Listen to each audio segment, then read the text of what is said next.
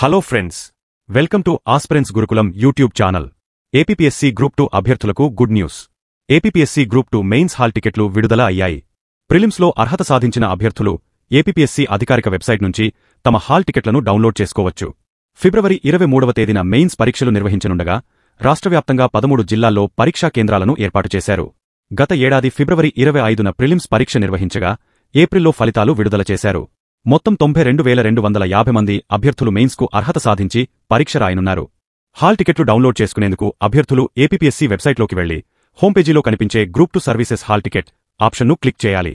OTPR ID, పాస్వర్డ్ను enter చేసి login అయితే హాల్ టికెట్ డిస్ప్లే అవుతుంది. అభ్యర్థులు ప్రింట్ లేదా డౌన్లోడ్ ఆప్షన్ ద్వారా హాల్ టికెట్ కాపీని పొందవచ్చు.